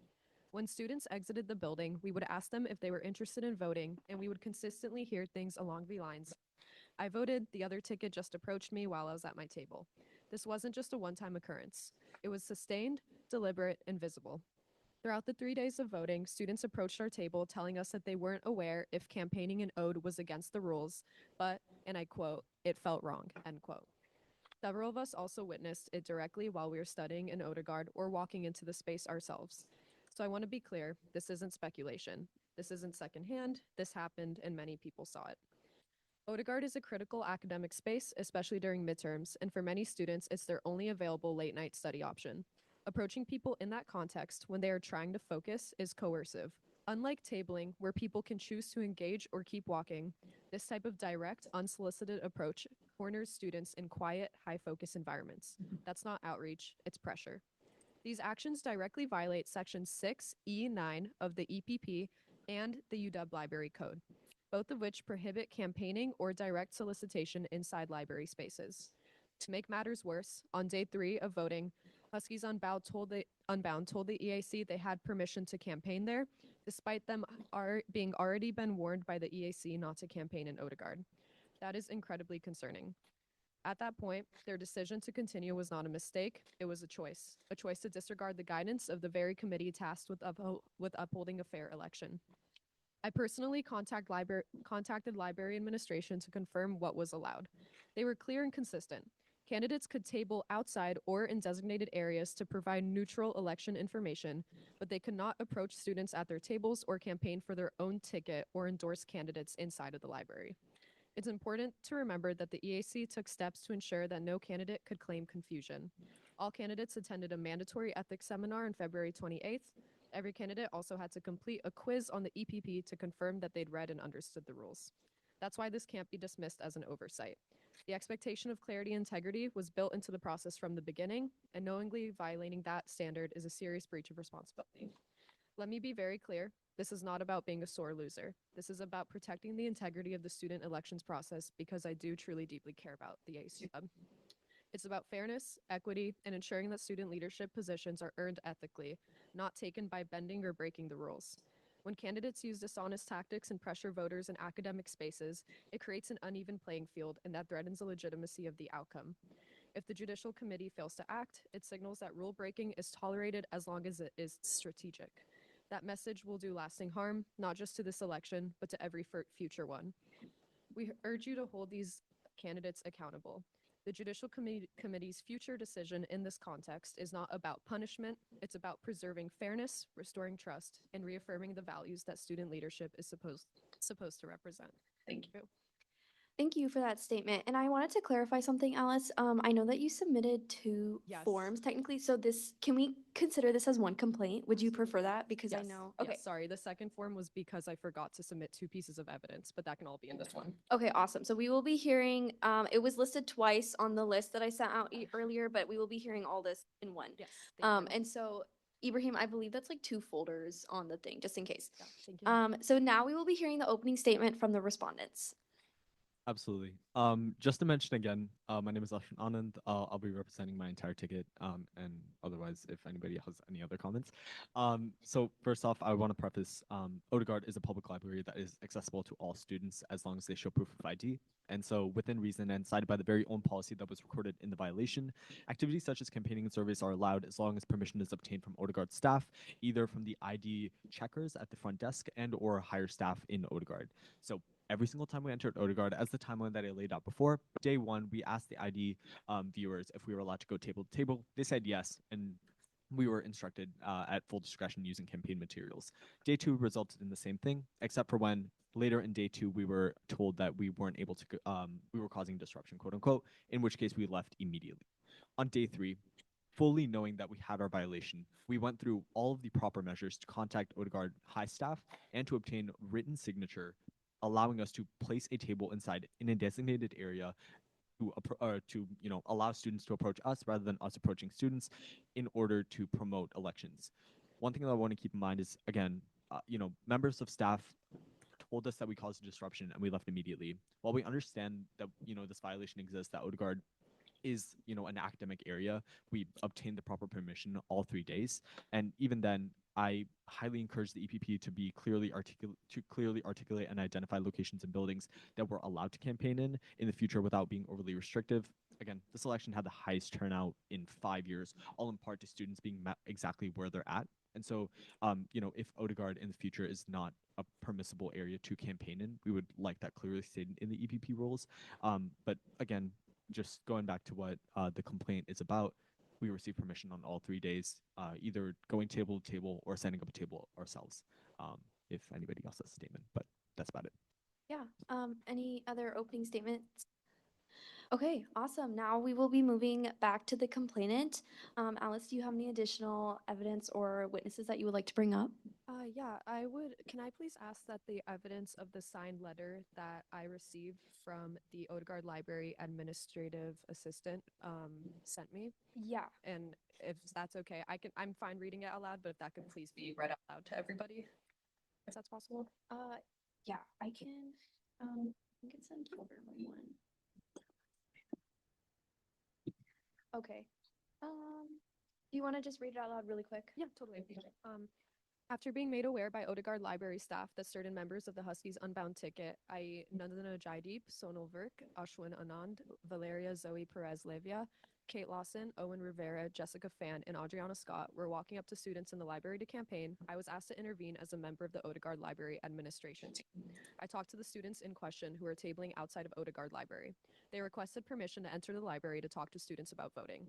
I gave them permission to table inside of Odegaard Library, but they were only allowed to do the following. 1. Raise awareness that elections were open, and 2. Inform students how to vote. Purely informational tabling about ASUW elections has been allowed in Odegaard Library in the past and is acceptable under the library's code of conduct, as well as the ASUW EPP. The students named above were approved for this kind of informational tabling on the 23rd of April, with the condition that they did not break the library's code of conduct by promoting specific candidates or platforms. Students were specifically not permitted to go up to students in Odegaard Library or campaign in any capacity. As specifically outlined in the UW Library's Code of Conduct, individuals will not disturb or disrupt the academic pursuits of other library users. Prohibited behaviors include, but are not limited to, creating disturbances with disruptive noise, loud talking or audible, electronic devices, vending, peddling, blah, blah, blah, I don't need to read all that, or posting or distributing materials without permission, inappropriately demanding the attention of others, disturbing library users who are studying. No student was given permission to not follow the UW Library's Code of Conduct. Library staff are often busy and cannot be held responsible if individuals who are tabling do not follow the conditions established ahead of time, and this was signed by Emily Bruder. And I would also like it. Is it possible that all the evidence I submitted is shown, or if that's not necessary, I understand. Yeah, we can show it really quick. I believe it should still all be in the same folder. Okay.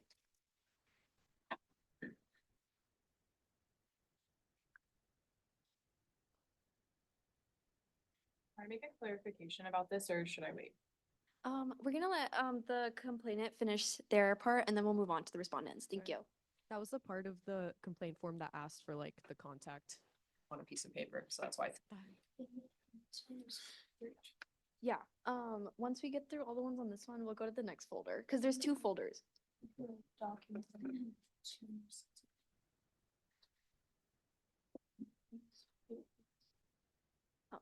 Okay. It should be right next to, yeah.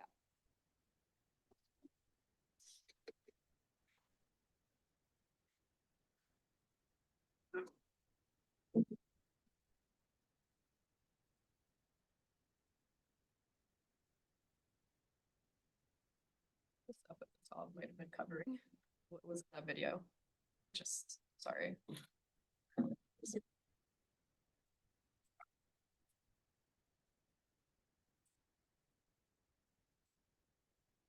Well, I don't really know how to get rid of that. I'm sorry, but also all that's important is that you guys saw it. Yeah, we have access to it, so we'll view it again. Thank you.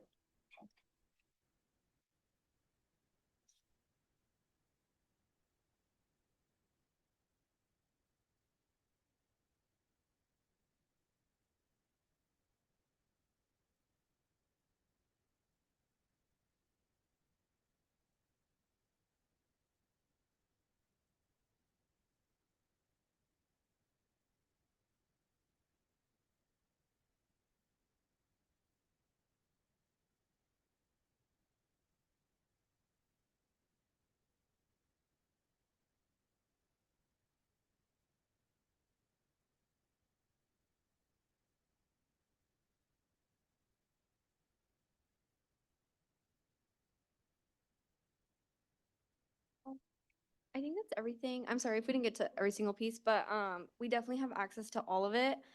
And then Okay, can I anything else you would like to? possibly call up a witness as well? Yeah, who would you like to call up? I'd like to call up to the stand Nebiat Marcos. Okay, she can come up. Thank you.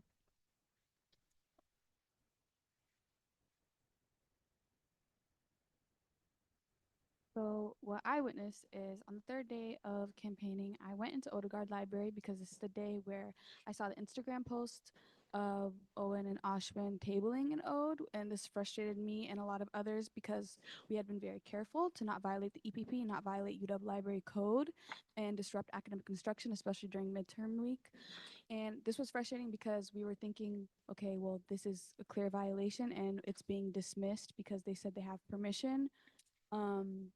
Which didn't really add up to us. So I went inside the library just to kind of see for myself, see if they're still tabling, and nobody was tabling. So I went up to the person who checks like the IDs at Odegaard, and I asked him. He was like, I asked him, and I said, "Hey, I was wondering what the policy around campaigning in Odegaard is, just because I heard that there was students campaigning in here, and if that's allowed, like." Of course, I would love to do the same because we need to be on a level playing field. And he interrupted me and said there's absolutely no campaigning or soliciting inside of Odegaard Library or any UW library for that matter. Every time I tried to follow up the question, he just interrupted me and was very adamant. He seemed a little bit irritated by this occurrence. And because he was being very adamant, a fellow staff member heard him, and the fellow staff member said, "Are you guys talking about campaigning?" And I said, "Yes." And she said, I'm assuming she said, "Yeah, no campaigning, no soliciting whatsoever." And I asked them, because I have heard how a judicial goes, I asked them, "Can I get this in writing, please?" And they said, in my capacity, I'm not able to give you anything in writing. So I'll direct you to our administration who works here from 9 to 5. And it was past 5 p.m. at this point. So they weren't in office in the Odegaard Library Administrative Office.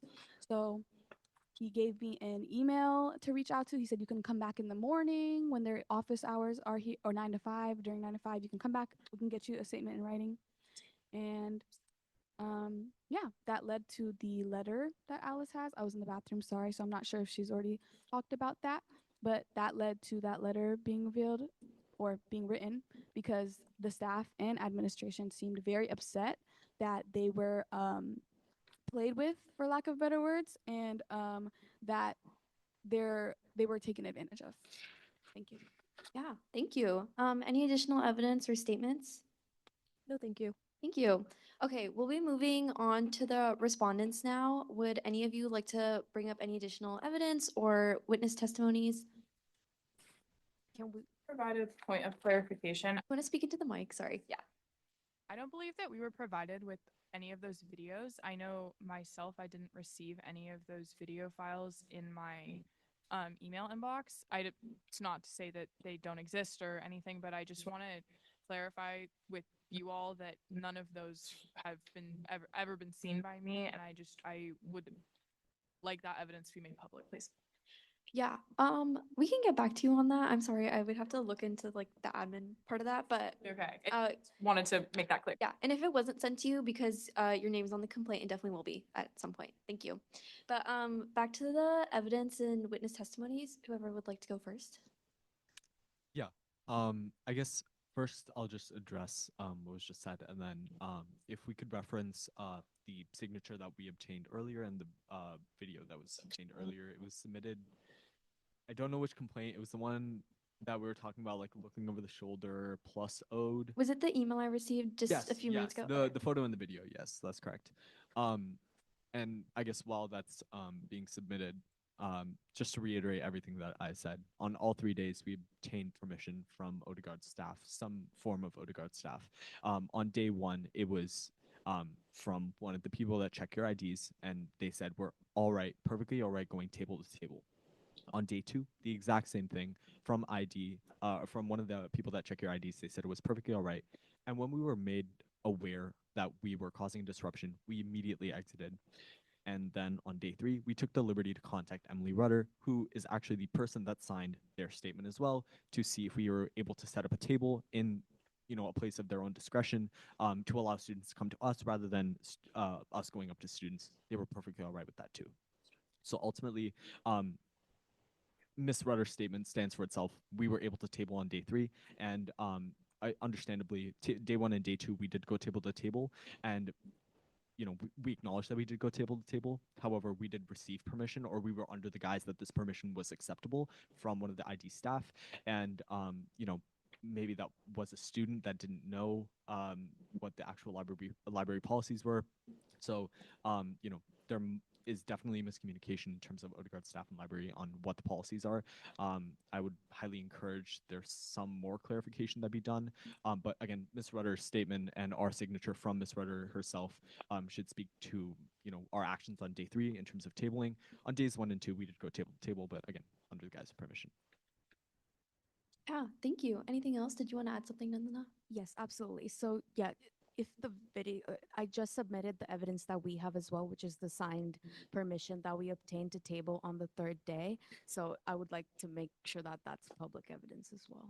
Yeah. And is that the email you sent me earlier all in there? Yes, the subject is called Odegaard permission to campaign. Yeah. Okay. I can't bring my email up, but I do believe it was added and said to the complaint from Ria against Sonal and Kate. So, Ibrahim, can you go to the complaint that's labeled 42825 DeReja versus Burke? It was complaint 18. Oh, we don't have them labeled by number. Sorry, we have them labeled by name. We're not that efficient. It's 42825 DeReja versus Burke Lawson.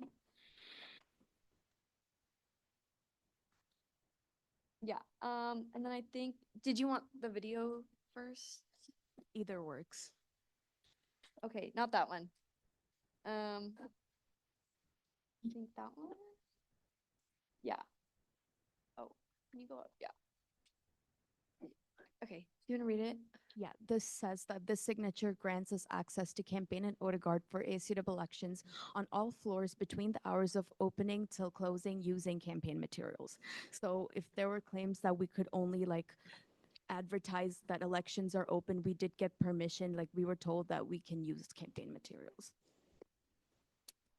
And yeah, just to kind of further the point, when we were tabling, we were not promoting our ticket in any sense. Yes, we did have, or actually, we didn't have any of our campaign flyers on that table. All we were saying is vote in the ACW elections for a piece of candy. No promotion of our own ticket individually on day 3, as instructed by Ms. Rudder. So on day 3, it was just purely vote for candy. Yeah, thank you. And then, did you want us to show the video?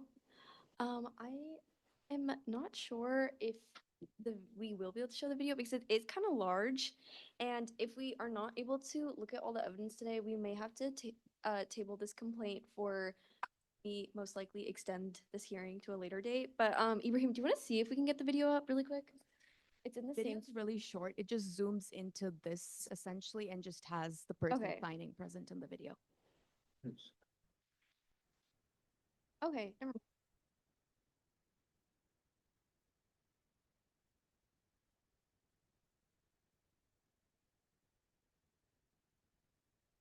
Okay, thank you. And then was there any other evidence in terms of screenshots, videos, anything you want to show up? That's all from our end. Okay, and then anything you guys want to add right now, or are you guys good waiting for closing? Okay, now we're gonna turn over to the complainants for their closing statement. Oh, sorry, questions? We have questions. Okay, so Ashwin, you just mentioned that on day 3 you were only campaigning for the election itself and not for your specific ticket. But what about days 1 and 2? Yeah, so we were made aware that the condition in which we were able to table inside on day 3 was based on that we weren't promoting our own ticket, that we were promoting the voting in general. On days 1 and 2, since we didn't have any clarity on how we could campaign, we were following our own campaign, the regular script that we have, we're running on Huskies Inbound, et cetera, et cetera. And so, we didn't have a lot of clarity on days 1 and 2, but after the violation and being notified, we took all the proper channels to do so. So, yeah. Yeah, so first of all, I have a question for the complainants. Do you guys allege that these candidates left the table on day 3 at all? So, I mean, obviously, we've talked about it. They were not at a table on the first 2 days. On the third day, do you allege they left their table? No. Okay. And then for Unbound, I know there's been a lot of confusion over like who had permission to do what, but the EPP does clarify that you can't campaign in any academic building without permission from the building supervisor. Did you at any point reach out to the building supervisor? Yeah, and so I think this violation and the one about the EC are kind of similar in the sense. We looked for any supervisor available, and so we did talk to the immediate staff that was right there, and they did give us full permission. Again, we realized that this might have been a student staff in Odegaard, and so there might have been a or mix up in what is allowed and what isn't allowed in academic spaces. And so on day 3, again, being notified of the complaint about disruptions, we contacted Odegaard supervisor in Emily, Miss Rudder, and we got the clarification. So days 1 and 2, there again was a mix up in the permissions, what is allowed, what isn't allowed, and so we corrected course immediately. Oh, and sorry, one more thing for you guys. Could you remind me what was the position of the person you reached out to for that signed letter that you got? Emily Rudder, administrative. So it was the same. It was the same person. Yeah. You sent both. Okay. Questions from the committee? Alice, can you provide clarification on when specifically those videos were recorded within Odegaard? They were recorded over the 3-day span and sent to me because during those 3 days I was outside campaigning. I did not take them, but I do have a list of names of the people who took it. They did ask me that their names do not become public record by being spoken right now, but I can privately provide that for you later if that's okay. To reach out to them, like email it. Yeah, so all the evidence that we, sorry, all the evidence that we are sent does eventually become public. So if they're not comfortable with that becoming public, then I would recommend not sending it to us. Yeah, Okay, if that fair. makes sense. Yeah. Because it just will eventually become public. So Okay. yeah. I guess just publicly. Yeah. Okay. Awesome. I mean, with that, can you potentially like get screenshots of asking them when they took those videos? Yeah, absolutely. Okay. Okay. And then just like pretty soon, hopefully, like if you could get those to us soon. Okay. Any other questions here? Okay. We will now let the complainant make their closing statement. Like the closing statement, the same as the rebuttal. No, you just like want to make your closing statement like last remarks, but we keep the rebuttal really short and very optional. Yeah, very. Yeah. So I just wanted to mention that it was thrown around a lot that that they could not find a supervisor in that instance, so they did go to the student staff, which I completely understand. However, in section 6, subsection 5 of the EPP, it says no candidates affiliate may, in the course of campaigning, interfere with the instruction and mission of the university, including campaigning in university buildings without the permission of the building supervisor. We were all instructed to read the EPP and know it by heart, and to quote Ms. Dereja, not knowing the EPP is not an excuse. So I did want to just point out that in the EPP, it did say permission of the building supervisor, and I'm sure that it is apparent that the students sitting there checking IDs are not supervisors. They're solely just student workers. I'd also like to say that on the 3rd day of campaigning, where Oshwin claimed that they were tabling and just tabling for the elections, Owen Rivera did on his personal Instagram post a story saying like, hey, we're giving out free candy, come all day, come to Ode. And I did send in that screenshot also as evidence. And in a huge banner on the front of the table, it says like vote Huskies Unbound. So it clearly was not neutral ASUW elections campaigning, just to point that out. And everything that was said does clearly contradict not only the UW library policy, the signed statement I have from the UW Library Administration, and my fellow candidate here, Nebiat, who was told by the library staff at the end of the 3rd day when they walked into the building that there's absolutely no campaigning or soliciting allowed. That's when we asked that we could get in writing. That's when we were directed to the UW admin. And they echoed that and then they echoed that policy to us once again. And I just would like to say that if if the election was won by using this unfair advantage, it does beg the question that if other candidates also used this advantage by perhaps campaigning in Suzzallo or Allen libraries, that the results of the election may have been different. Can I add? Yeah, just wanted to echo what Alice was saying. It was clear, and when you guys have your own time, you can go ahead and look at the picture. That is a screenshot of the Instagram story. They're clearly promoting their entire ticket of candidates or group of candidates. I know that's not recognized. So yeah, that's just not true. And the EPP is very clear when it says that only a supervisor may give you permission. And by admitting that you couldn't find a supervisor, that just translates into we knew it was wrong and we did it anyway. So yeah, that's just something I wanted to point out. And I also want to point out that there was no permission given prior to the 23rd and that the permission was also a misunderstanding. Okay, thank you so much. Do the respondents have any closing statement now? Yeah. And I'll kind of break it down into a couple parts. Just kind of response and closing. I'll keep it as quick as possible, I promise. In terms of the banner that was on the table provided in the screenshot, we set up the table in supervision with Miss Rudder maybe 5 steps away from the table. She had all discretion necessary to tell us that we should take our banner down, and she did no means to do so. She did instruct us that as we were, as a student approached us, that we weren't allowed to promote our own ticket verbally, but she was perfectly okay with us placing the banner there. Second thing about, I guess, the more supervisor conversation.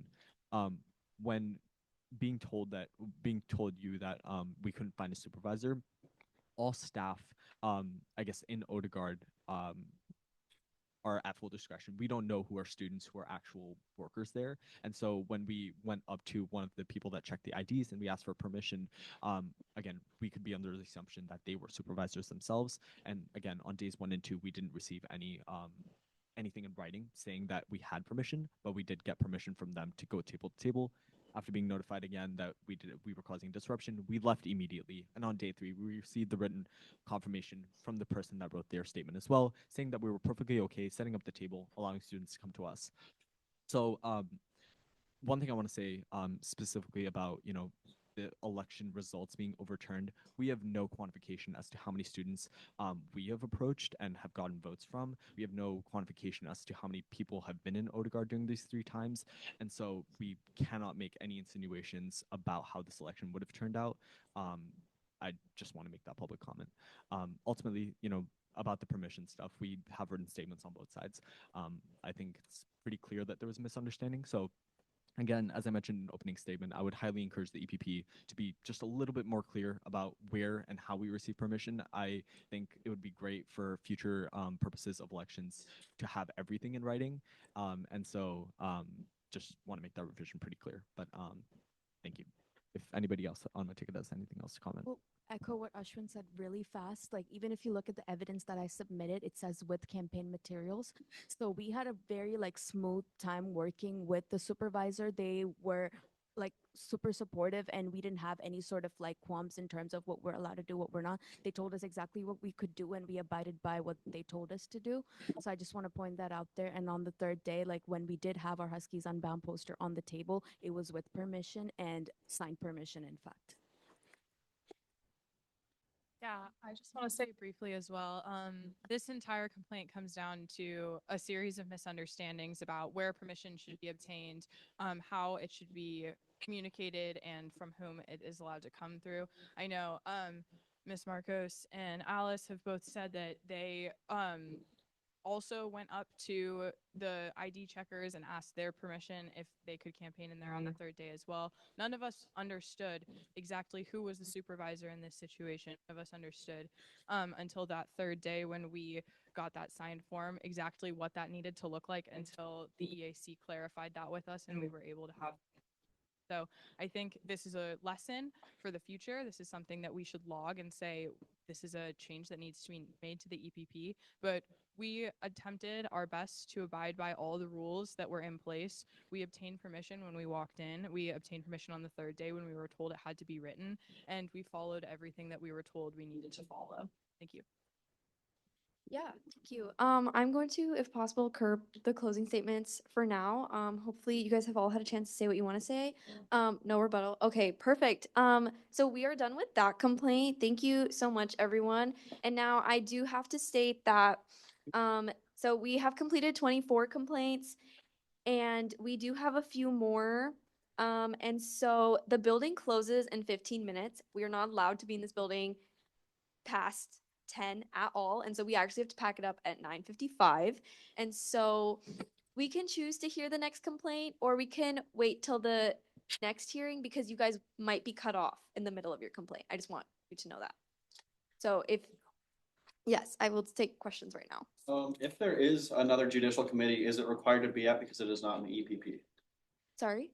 If there's another judicial committee hearing, is it required to be at because it's not in the EPP? Yeah, so I think if we're gonna answer, Christina's gonna answer that really quick. Yeah, what the judicial committee is, what we're doing here this evening is that they would be in recess until their next available time to reconvene this hearing, which they can let you know when that's gonna be. Monday 6. Yeah, so you can definitely, if you know that you cannot be there, you can always submit a statement, or you can even send a representative if you don't feel like you need to write a whole statement. I'm really sorry, but we just like cannot do anything about the building, and we never anticipated having these many complaints. So we will be reconvening the hearing at 6 p.m. on Monday, May 5th. Is that Monday? I think May 5th. Okay, so I'm gonna state that again just for clarity. We will be reconvening the hearing at Monday, May 5th at 6 p.m. in Hub 303. Again, that's the only space we have because this room was booked months out in advance. We have that room, like we literally figured it out today. That room is significantly smaller. So I'm sure most of you have already been in there, but we will not have space for a full house. So we may have to rotate people in and out per complaint. And then once again, I'm really sorry about the last minute nature of it, but we also have to kind of finish these complaints quickly. So if you're not able to be there, you can submit a statement, or you can send a representative. And that's all we can do. I'm so sorry, everyone, about that. It is 9:47, so we can choose to hear another complaint, or we can just wrap it up right now. I think we'd be better off. Yes. Financial complaint, please, because I feel like that will only take 2 minutes. I'm not gonna rebuttal or argue against it. Okay, yeah, we can do one more complaint really quick. And then after that, we will all wrap it up, and I will send out an email with all the information regarding the new location, new date, new time of the next hearing. I'm so sorry if you can't make it. Okay. What complaint is 20?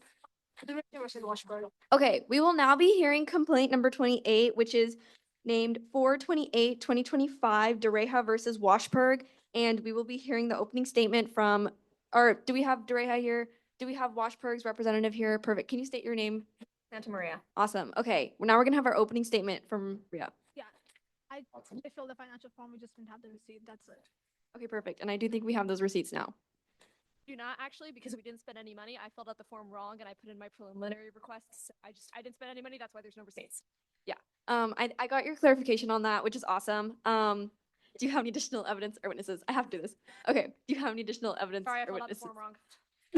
form wrong. Closing statement from Ria. They're good. It's fine. Awesome. Closing statement from Washburg. You. Okay. Awesome. Okay. Wait. Okay. I move to recess this hearing until Monday, May 5th at 6 p.m. in Hub 303. You will all receive an email. Thank you so much. Have a good night.